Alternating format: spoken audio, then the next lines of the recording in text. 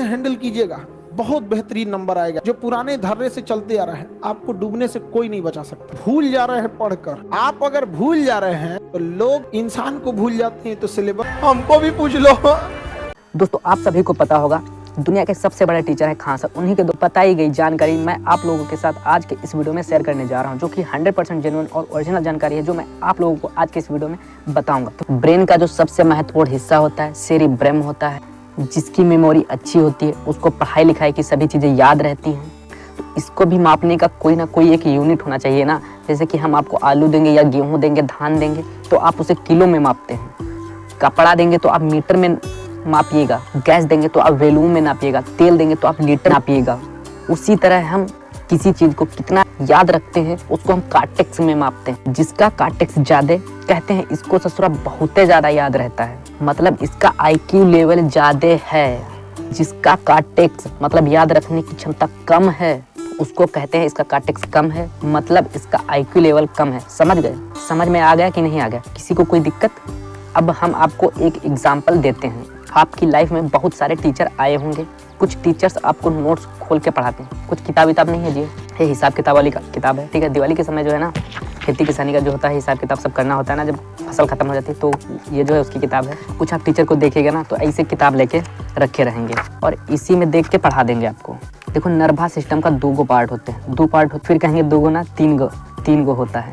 Nervous system का 3 part होता है। ऐसे लोगों का मतलब यार ये खाता बुक रख देते हैं, इसका हिसाब किताब करना है, तो ऐसे लोगों का जो है IQ लेवल कम है, यानी कि कार्टेक्स कम है। आप कुछ लोगों को देखेंगे ना, उनको किताब से कोई मतलब ही नहीं होता है। आप इलाहाबाद यूनिवर्सिटी कभी जाइए या कोटा वगैरह में जाइए या कभी कोई बड़े JEE नीट की जो तैयारी करा रहे हो वहाँ जाइए, टीचर आपने एकदम धड़धड़ा के कोई नोट्स वगैरह कोई कॉपी बुक नहीं उनके पास होती है, आया पढ़ाना चालू किया और एकदम मस्त इंजॉय करके चला जाता है। ऐसे टीचर्स का जो है IQ लेवल ज़्यादा होता है, यानी कार्टेक्स ज़्यादा होता है।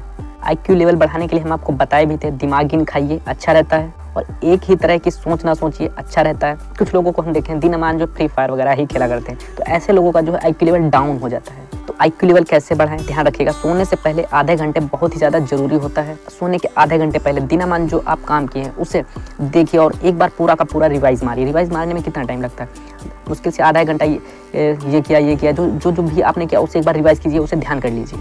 सुबह उठे थे, ये किए थे, ये पढ़े थे, क्या क्या पढ़े थे, सब रिवाइज मार दीजिए फटाक से।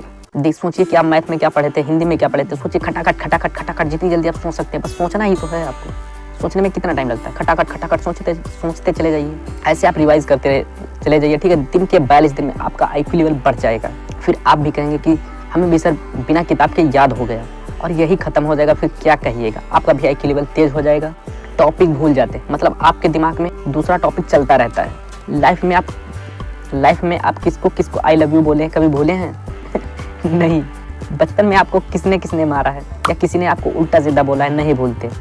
रीज़न है कि आप कितनी बार किस चीज़ को रिवाइज मारते हैं। अगर आप किसी चीज़ को 21 दिन रिवाइज मारते हैं तो वो आपको आगे भूलने नहीं देगा 2 महीने तक।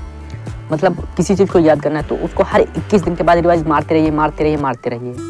और अगर आप हर 7 दिन पे मारेंगे ना तो वो एकदम फिक्स हो जाएगा, एकदम फिक्स हो जाएगा। हम लोगों का क्या है कि दिन रात हम लोग बच्चों को पढ़ाते रहते हैं। छोटे बच्चे जो 10th तक होते हैं तो उन्हें दिनामान जो हम घर पे ऑफलाइन कोचिंग पढ़ाते रहते तो वो हमें किताबें एकदम रट गई हैं, ठीक है। तो किसी भी किताब से कहीं से भी कोई स्टूडेंट क्वेश्चन पूछ देता है तो खटाक से हम लोग बता देते हैं, क्योंकि हम उससे बराबर रिवाइज कर रहे हैं, रोज हम वही चीज़ बार पढ़ा रहे हैं, तो हम लोगों को याद हो गया इस चैप्टर में कौन सा है। कोई बच्चा पूछता है कि ये क्वेश्चन हमें सर बता दो, तो मैं फटाक से बोल देता हूँ कि इस चैप्टर से ये क्वेश्चन है, जाओ फटाक से लिख लो, क्योंकि मैं उसे बार बार याद कर रहा हूँ, बार बार बच्चों को पढ़ा रहा हूँ। तो वो सब चीज़ें जो है ना मुझे याद हो गई हैं। अब नींद में पूछता है ना कि वीरा कैन पूछते, तो हम लोग नींद में बोल देते वीरा वीरेण पूछते।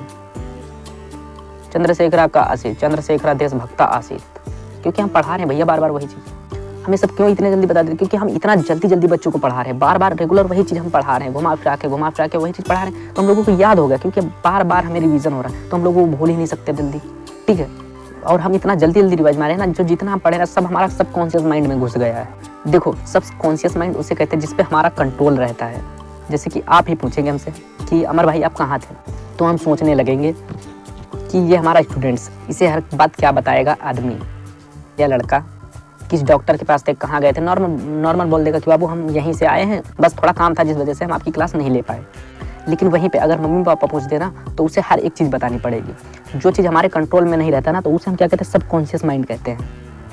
जैसे कोई हमारा नाम पूछेगा तो हम खटाक से बता देंगे अमर राजपूत। समझ में आ गया कि नहीं आ गया? और पर्सनल चीज़ें तो कोई किसी से नहीं बताता है। अगर आप ही से कोई पूछे कि आपकी जीएफ कौन है तो क्या बता दोगे? नहीं बताओगे भाई। जैसे कोई भी चीज़ आप याद करते हो तो उसे सब कॉन्शियस माइंड में घुसा दीजिए। जैसे कभी किसी स्टेशन पे उतरिए या बस स्टैंड पे उतरिए, कभी आप घर जाने के लिए रास्ता याद किए हैं जो इसके बाद दाहिने मुड़ना है या बाएं मुड़ना है, आगे जाके खंबा है वहाँ से एक मोड़ आएगी तब जो है हम घर जाएंगे, कभी आपने याद किया है? और आप फ़ोन पे जो है बतियाते भी चले जाते हैं। और जब आप किसी चीज़ को बहुत बार रिवाइज मार देते हैं तो वो आपका चला जाता है सबकॉन्शियस माइंड में। और जब कोई भी चीज़ आपकी सबकॉन्शियस माइंड में चली जाती है उसको फिर याद करने की आपको कोई भी ज़रूरत नहीं होती है। और आपको बता दो सपना कैसे आता है, जब आपकी नींद पूरी नहीं होती है, ठीक है, तो जो है आपको सपने आने लगते हैं। और नींद में कोई भी स्ट्रगल ना किया कीजिए, नींद पूरी लीजिए, ठीक है। जब आप बहुत ज़्यादा मेहनत किए होते हैं तब आपको सपना नहीं आता है, क्योंकि जब आप काम करते हैं, ठीक है, तो आपका शरीर पूरा थक जाता है तो आप फटाक से सो जाते हैं बहुत परे, तो कुछ भी आपके सपने में आने की उनकी हिम्मत ही नहीं होती। हम जैसे दिनामान काम करते हैं, खेत में काम किया, उसके बाद पढ़ाई, जब हम इतना थक जाते हैं तो हम लोग ऐसा सो जाते हैं बिना 8 बजे से पहले नींद ही नहीं खुलती है, ठीक है। तो सपना बहुत परे, नींद में आने का कोई जरूर आता ही नहीं है, इतना आप समझ लीजिए। समझ में आ गया कि नहीं? और जब भी आपके शरीर में ऑक्सीजन की कमी होने लगेगी तो आप हफने लगेंगे, ठीक है। जैसे कि आप जब दौड़ते हैं, ठीक है, तो आप क्या होता है कि आपकी जो ऑक्सीजन होती है तो वो निकल जाती है, तो आप जो हफने लगते हैं, ठीक है, तब आप सांस ऐसे लेते हैं तो आपके बॉडी में हवा नहीं पहुंच पाती, ऑक्सीजन नहीं पहुंच पाती, आपके पैर में इलेक्ट्रिक एसिड जम जाता है जिस वजह से आपका सर दर्द करने लगता है। दूसरा है कि कॉमा क्या होता है। देखो, जब ब्रेन हमेशा वर्क करने लगता है, ठीक है, जब ये रेस्ट में चला जाता है उसी को कॉमा कहते हैं। दोस्तों, आपको आज का ये वीडियो कैसा लगा कमेंट करके ज़रूर बताएं, और अगर आपको अच्छा लगा हो तो प्लीज़ वीडियो को लाइक करें, ज़्यादा से ज़्यादा अपने दोस्तों के साथ भी शेयर करें, और अगर आप हमारे चैनल पर नए हो तो चैनल को सब्सक्राइब करना तो बिल्कुल भी नहीं भूलें।